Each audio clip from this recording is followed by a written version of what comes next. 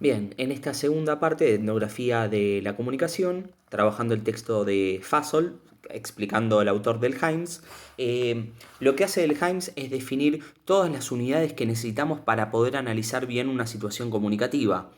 Y no, sin ningún valor teórico, simplemente como un artificio mnemotécnico para memorizar mejor esos componentes, los dispone en forma de acróstico, como si fuera un crucigrama, donde pone la palabra speaking, que es habla, lo hace en inglés, traducido no se puede mantener esta función de acróstico, y a cada letra del speaking delimita la inicial de los diferentes elementos que va a analizar en una situación comunicativa. Así, en la S de speaking tenemos scene, que es la escena o la situación. O sea, lo que él dice con esta situación es tener en cuenta, por un lado, el marco y por el otro, la escena. En el marco vamos a tener en cuenta el tiempo, el lugar donde ocurre una comunicación. Eh, por otro lado, también el marco psicológico, o sea, cuando uno tiene en cuenta, él dice que clase de suceso de habla está ocurriendo también según las definiciones de una determinada cultura, ¿sí? Por otra parte, hay que tener en cuenta la P del modelo de speaking. Tenemos los participantes, participants en inglés, que son no solamente hablante y oyente o todos los que estén escuchando la conversación, sino también a veces el alocutario. Pone un ejemplo para entender esto de, por ejemplo, cuando el presidente da un mensaje y el que se encarga de difundir ese mensaje al pueblo es el vocero. Bueno, el vocero va a ser el hablante, el pueblo argentino en este caso va a ser el oyente y el alocutario sería el presidente que fue el creador, el productor de ese mensaje, más allá que no es el que lo esté dando oralmente. En la E de speaking tenemos ends, que son los fines, en inglés significa fines, que es el propósito, que tenemos por un lado el propósito y por el otro lado las metas. La definición que hace esta pequeña diferencia, que es muy sutil, el propósito del suceso desde un punto de vista cultural y las metas, los propósitos de los participantes. Por ejemplo, en una conversación vamos a pensar, él pone un intercambio económico, pero vamos a pensar en un caso de regateo, ¿sí? Las metas de cada participante van a ser diferentes. El vendedor, el que intenta vender un producto, va a intentar obtener el precio más alto, que el comprador pague lo más posible. El que quiere comprar va a intentar que el vendedor consiga el precio más bajo, ¿sí? Las metas son contrarias y el propósito de la conversación es en este caso adquirir un producto en las mejores condiciones posibles, que si un negocio sea beneficioso para ambos, pero tiene que ver con la compra-venta de un determinado producto. Siguiendo con la A de speaking, tenemos act sequence, que son las secuencias de habla. Las secuencias de habla tenemos la forma y el contenido del mensaje, es decir, qué se va a decir y de qué manera se va a enunciar, ¿sí? Acá tenemos todas las que son las habilidades comunicativas, que obviamente estas habilidades comunicativas para el qué y el cómo tienen que ver con los patrones y las reglas culturales de cada comunidad de habla en particular, ¿sí?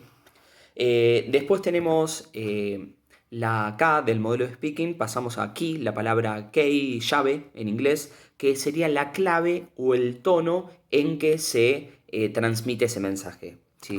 La clave, el tono que se le transmite a ese mensaje.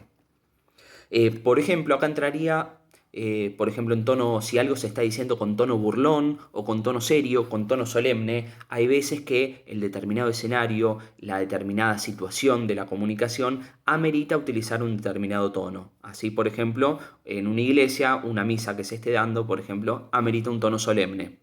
O pone, por ejemplo, Fasol, si estamos en una fiesta de cumpleaños de un niño y aparece un payaso, ese payaso va a utilizar un tono o clave burlesca, burlona, graciosa, ¿sí? Más relajada. La I, continuando, es el instruments, los instrumentos, ¿sí? Acá tenemos, se refiere al canal y a la forma de habla, ¿sí? Dentro de los instrumentos de una comunicación. Hay que tener en cuenta el canal, como uno lo entiende, Del Delheims lo maneja como uno lo entiende cuando analizábamos el circuito de la comunicación. ¿Se acuerdan del mensaje? Que un emisor emite un mensaje hacia un receptor, que hay un canal, un código, un referente. Bueno, el canal es el medio por el cual se transmite un mensaje, ¿sí? En este caso, nuestro canal va a ser por vía oral o vía audiovisual, porque ustedes lo están viendo grabado. Puede ser por vía escrita, puede ser por lengua de señas, puede ser por señales de humo, puede ser gestual, por ejemplo, yo puedo no hablar y hacer así, y estoy transmitiendo información también. Es el modo de transmitir el mensaje. Y también la forma de habla, ¿sí? Por forma de habla nos definimos acá a los dialectos, a qué código se utiliza, a qué dialecto, a qué lengua, a qué idioma se está empleando. También forma parte del instrumento, ¿sí? Pasando a la N, sería de norms, que serían las normas. Las normas son tanto de interacción como de interpretación, ¿sí? Por ejemplo, en la interacción dimos un ejemplo de norma cuando nombramos en la primera parte del video que la población norteamericana, igual que nosotros, caucásica, eh, utilizaba como regla de norma para un intercambio comunicativo la regla no espacios, no superposiciones, ¿sí? Cuando uno habla y le cambia el turno al otro, si están dos personas hablando, una deja hablar y escucha al otro. Si se produce un vacío demasiado grande, alguien intenta llenarlo, aunque no se le ocurra qué decir, ¿sí? Eso forma parte de las normas. Pero también tenemos que tener en cuenta las normas de interpretación.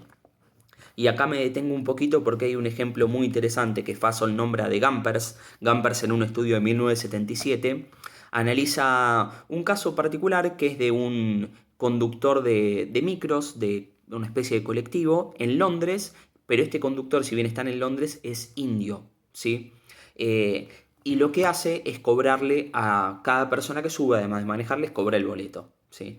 Cuando una persona no tiene para pagarle exacto, a veces no tiene cambio, él lo que les decía a todos es pague exacto, por favor. En inglés decía exact change, please, ¿sí? Pago exacto, por favor, ¿sí? Sin embargo, había veces que las personas no tenían cambio, le daban un billete grande o no estaban atentas y no habían sacado la plata todavía. Lo que hacía el indio era repetirles exact change, hacía una pausa y le daba más énfasis al please. Exact change, please. Hacía más énfasis diciendo cambio exacto, por favor. ¿Sí? ¿Qué pasó? Entrevistando a la gente se dieron cuenta que la mayoría de los ingleses eso les había parecido descortés, les había parecido molesto. ¿Qué habían interpretado los ingleses? Bueno, precisamente que te estaba marcando, mira, esto es así, tenés que pagar exacto, no te lo voy a decir de otra forma. O lo haces o lo haces. Y le pareció descortés. Sin embargo, cuando entrevistaron al indio, descubrieron que en su cultura remarcar el please era una forma, remarcar la palabra por favor, era una forma de ser amable. Él estaba marcando el please con una pausa y pronunciándolo más fuerte, dándole mayor entonación, precisamente para destacar el pedido de por favor, ¿sí? Entonces, las diferentes normas de la interpretación de la cultura de India y de la cultura de Inglaterra hicieron que se produzca un malentendido en la intención de este vendedor, de este conductor, ¿sí? Con eso nos referimos a normas, tanto de interacción como de interpretación. Y por último, la G del modelo Speaking sería los géneros, ¿sí? La G de géneros tenemos, bueno, el tipo de género, el tipo de texto que se está trabajando, por ejemplo, nombra el caso de un mito, va a tener determinado formato, determinadas características, o si el texto discursivo que se está manejando es una novela, o se está dando algún mensaje diplomático. Bueno, según el formato, el género al que corresponda, va a tener determinadas o cuáles formas, determinadas o cuál estructura, determinada o cuál fórmulas de cortesía, inclusive determinada o cuál estructura en particular. Por lo tanto, el género al que pertenece la conversación también debe ser tenido en cuenta en un análisis etnográfico, ¿sí? Bueno, por último, para ir cerrando esta segunda parte, se habla, Fassel explica un poco, basándose en un autor que desconozco la pronunciación, Savile Troik, creo que se cree Savile Troik, que es, en un análisis de 1982, él va a analizar las diferentes técnicas para realizar una metodología siempre teniendo en cuenta la etnografía de la comunicación. Si uno quiere realizar una investigación, bueno, ¿cuáles son las dos grandes técnicas posibles? Él nombra 7, pero que se responden a dos grandes grupos.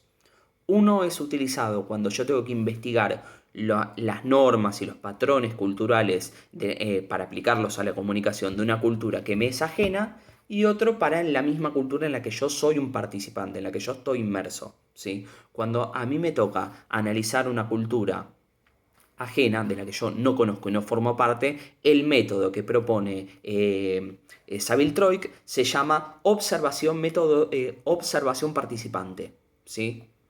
Y cuando voy a analizar mi propia comunidad de la que yo soy participante y formo parte y conozco las reglas, es el método de la introspección, ¿sí? En la observación participante yo tengo que tratar de conocer y estar lo más inmerso posible en esa cultura que voy a analizar, ¿sí?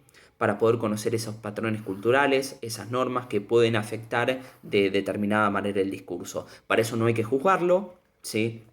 Hay que evitar cualquier tipo de juicio de valor, porque por ahí, no sé, voy a analizar una determinada comunidad y descubro que esa comunidad cree en la sanación por medio de la oración. Y a mí me parece una pavada, no hay que juzgarlo, ¿sí? Porque los patrones culturales son diferentes, hay que tratar de entender esa forma y tratar de descubrir por qué se utilizan ese tipo de reglas o ese tipo de ceremonias, ¿sí?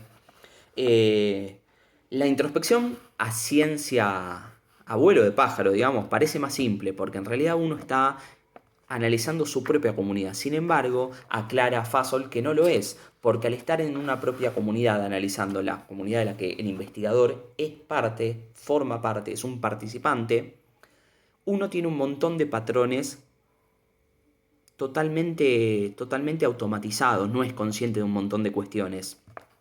Y Fasol pone el ejemplo de cuando él quiere explicarle a sus alumnos en la universidad de cómo funciona una investigación introspectiva, ¿sí? Les explica las reglas del saludo en su propia comunidad, con sus alumnos que ya las conocen. Sin embargo, las tenemos totalmente automatizadas, que son las mismas para nosotros, e implican un montón de cuestiones que uno no repara en eso. Por ejemplo, establecer la mirada, ¿sí? Para poder saludar a alguien, primero tengo que establecer contacto visual. Eso implica que a veces decidimos, para no saludarnos, evitar el contacto visual, lo cual no quiere decir que la otra persona me caiga mal. Uno puede pensar, puede quedar en duda si es descortés o no, hay un montón de variables en juego. Tal vez saludar a la otra persona me implica un montón de gasto de tiempo, me implicaría entrar en una conversación en la cual yo no tengo ganas, no tengo tiempo, y a veces se decide evitar la conversación. Bueno, esto trae dificultades, dice el mismo Fasol, que en la clase de él, cuando explica este tema, después le cuesta retomar el diálogo con sus alumnos porque los alumnos no saben si saludarlo o no, tratando de ser conscientes de un montón de estas variables que uno tiene totalmente automatizadas y que las aplica de manera inconsciente, ¿sí? Entonces, para desautomatizar eso y ser consciente y poder analizar los patrones de la propia comunidad de habla de la que uno forma parte, hace falta mucha introspección, ¿sí? A veces uno que por ahí no conoce la comunidad, pero que la mira de afuera, lo notaría mucho más de lo que nosotros podemos notarlos estando inmersos en ella, ¿sí? La idea de que uno lo ve de afuera y es más objetivo. Entonces, entre estas dos metodologías se pueden aplicar la de observación participante, para cuando me toca analizar una comunidad que yo no conozco, no formo parte, y la introspección cuando es la comunidad de la que yo soy un participante más, ¿sí? Bueno, cerramos acá. La idea es haber comentado aunque sea un poco de esto. Yo les voy a mandar el capítulo 2 de Fasol por el grupo de WhatsApp, y en la próxima clase de Zoom vamos a ir debatiendo y haciendo ejemplos para analizar diferentes conversaciones con todos los modelos, con todos los elementos del modelo del speaking, ¿sí?